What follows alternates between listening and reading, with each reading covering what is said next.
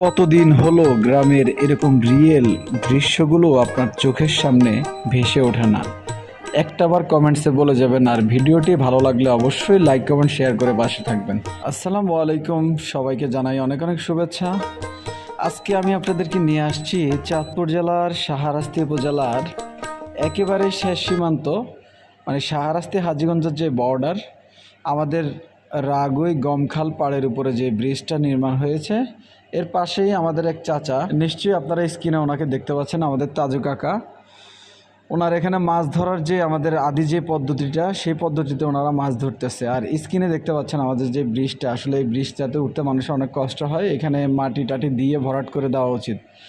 আর এই যে বেয়াল, আমাদের আঞ্চলিক ভাষায় বলে এটাকে বেয়াল, আপনাদের এলাকায় কি বলে অবশ্যই জানাবেন। এই সিনারিগুলো যারা প্রবাসে থাকে, যারা দীর্ঘদিন গ্রামে যায় না, তাদের জন্য কিন্তু অনেক শান্তিময় একটা সিনারি।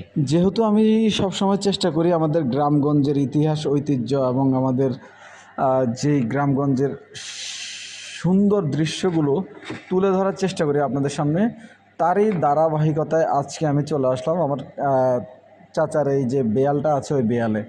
তো ভাবলাম যে কি কি মাছ পায় আজকে আমি দেখি এবং আপনাদেরকে একটু দেখানোর চেষ্টা করি। মাঝখান দিয়ে একটা কথা বলি, যার গ্রাম নেই তার মতো হতভাগা এই পৃথিবীতে আর কেউ নেই। এখানে কিন্তু মাছ জমা রাখে, আপনারা নিশ্চয়ই দেখতে পাচ্ছেন। আমাদের আঞ্চলিক যেই কালচারগুলো, আমাদের আঞ্চলিক কালচারগুলো সবসময় দেখার মতো। যাই হোক, আজকের মূল কথায় আসি। তাজু কাকা এখানে রাত হলে এখানে ঘুমায়, সারা রাত যেহেতু মাছ ধরে, আমিও চেষ্টা করলাম যে এখানে একটু শুয়ে আপনাদেরকে দেখাই এখানে যে কি শান্তি। এখানে যারা আমরা দীর্ঘদিন গ্রামের বাইরে থাকি, আমাদের থেকে ভালো আসলে কেউ বলতে পারবে না, ঠিক আছে? এত শান্তি। আজকের ভিডিওটা আপনাদের কাছে কেমন লাগছে আপনারা কিন্তু অবশ্যই আমাকে কমেন্টস করে জানাবেন।